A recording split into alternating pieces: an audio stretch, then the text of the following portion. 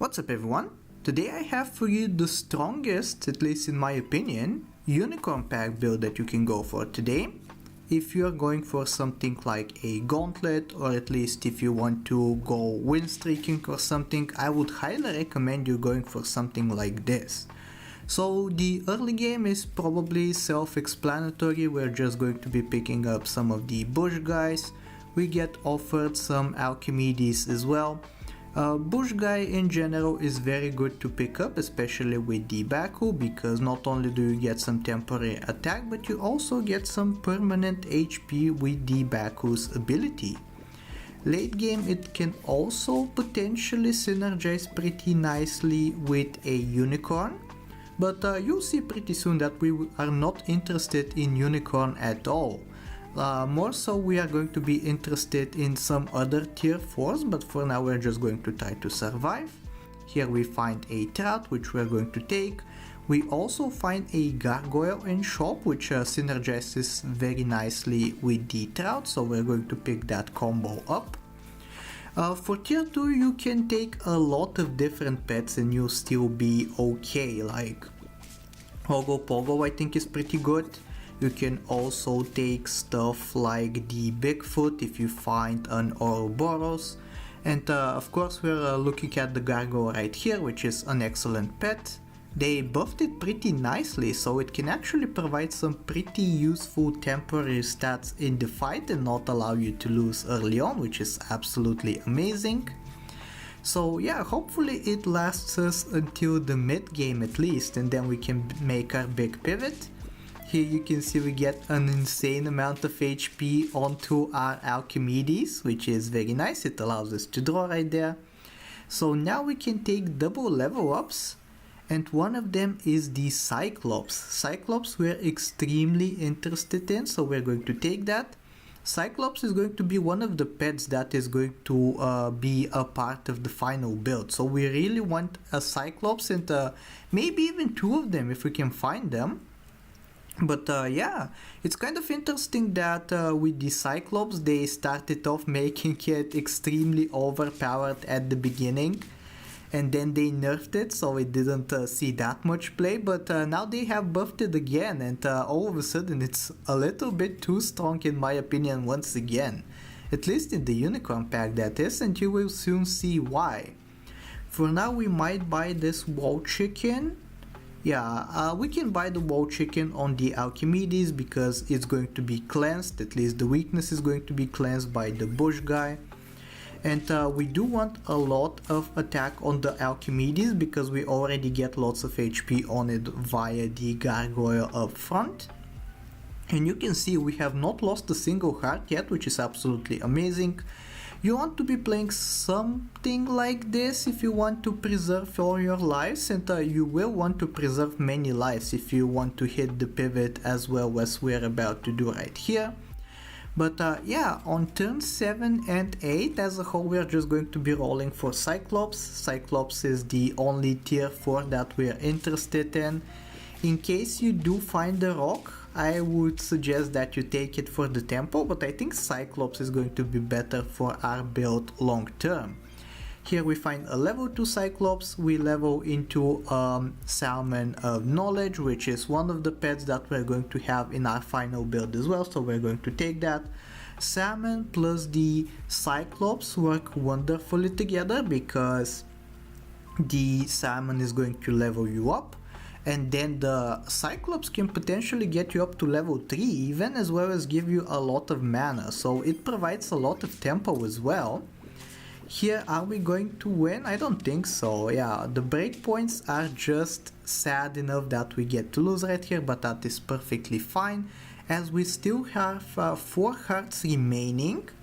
And now we're going to be looking for a very particular tier 5 unit. We can probably guess what it is already, given that we're going for a heavy mana build. But we don't find it on this turn, so instead we're just going to pick up a double Salmon, accepting the fact that we're most likely going to be losing another turn, but that is once again perfectly okay with us. We get silenced right there, which is kinda sad, but it was still kinda close, surprisingly enough. If the gargoyle ability had gone off, I think we could have won that. But never mind all that, we just find the unit that we need, that being the Pixiu or the Picho. I'm not really sure how you're supposed to pronounce it. I think Pixiu is more relatable to the general audience, so that's what I'm going to call it. But yeah, the gist is that whenever the Pixiu faints, it's going to use 4 of its mana in order to generate up to 9 gold level 3. And with the level 2 Cyclops as well as level 2 Salmon of Knowledge, you're getting it level 3 just like that, so we have 19 gold to work with on this turn. We're going to be working towards a level 3 Salmon, because that way we don't need to level up the rest of our stuff. The 2 units at the front line are just going to get the level super easily.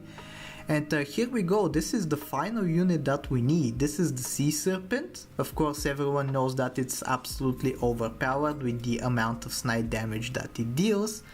But yeah, I think this build you can basically call complete. Like, the Archimedes can be replaced with something like another Cyclops, which I think is what we're going to be doing later on. But even now you can see this build is starting to destroy. We generate 9 gold every single turn, and as well as that we gain a massive amount of snipe damage from the Sea Serpent. So what is the true endgame of this build? You could guess probably already, judging by the way that I'm shopping. But yeah, you can see I have bought 4 Peaches of Immortality for now, as we get to pivot out of the Archimedes for another Cyclops, so we just increase the output of mana that we have. And yeah, the premise is that not only are we going to win the tempo game with the Sea Serpent, but with the gold generation from the Pixiu, we're going to use all of that gold in order to get up to 50-50 with the entire team using Peaches of Immortality. Most of the time you won't get a lot of 50-50s, maybe you get 1 or 2 50-50s, but that is most of the time good enough for you to win. Like, the only build this loses against is like 5 100 behemoths, but nobody is getting that consistently in Unicorn Pack, so I don't think that should be a concern. For now you can see the power of this build. The Pixiu is already with stats in the 30s. We're getting how much is that? 32 damage? Yeah, 32 damage 3 times with the Sea Serpent, so we have a lot of stats, a lot of gold, and a lot of snipes as well. And we can even find some useful equipment from other packs. Like, you can see we have 2 pita breads already, we get a melon as well, which is going to synergize very nicely with the 50-50 stat line. Most of the time the other teams will be unable to take out a 33-35 unit with a single hit, so that pita bread is most likely going to trigger every single time, like we'll see right here. Even though we do give them some attack, it's still not enough. But yeah, you can see how overpowered this is. We just win without any issues. If you want to win even more dominantly, you can put the Pixiu second position and Sea Serpent first position, but that way you don't get the gold, so I would not really recommend it. But yeah, now the Pixiu is almost at 50-50 with all of the XP from the Salmon of Knowledge and Cyclops. I think we're getting up to 50-50, so no need to stat up any further. So now we're going to be focusing on the Sea Serpent instead. Here we find a fellow Sea Serpent Enjoyer, but we just destroy them, and not only that, we destroy them so dominantly that we don't even get the extra gold from the Pixiu. A little bit unfortunate, maybe that is the price we pay for having a 50-50 Pixiu instead of a 50-50 Cyclops or something, but I think this is still good enough. We are continuing to scale. If we find at least 1 peach every single turn, we are going to be very happy with ourselves. Here we get a little bit screwed by the fact that our Pixiu gets silenced, but at least we draw, we don't lose, we don't win, so we get to scale up even further. With this kind of build, I really just enjoy scaling as much as possible instead of winning as quickly as possible, but you can do either way, which is perfectly fine by me. I think we're approaching the end of this run, and I really hope you have enjoyed how dominant this run has been. I think we are going to get both the triggers of the Pixiu and Sea Serpent this time, which we get a free win out of. So that is absolutely perfect. And this is going to be the final turn. And as an added bonus, I will try to nerf myself by actually putting the Sea Serpent at the back so it doesn't get any mana, and we'll see how well that team performs at the end of the run. But I really hope you enjoyed the run, and if you did, I really hope that you like, sub, do all the generic stuff, and I will talk to you next time. Take care!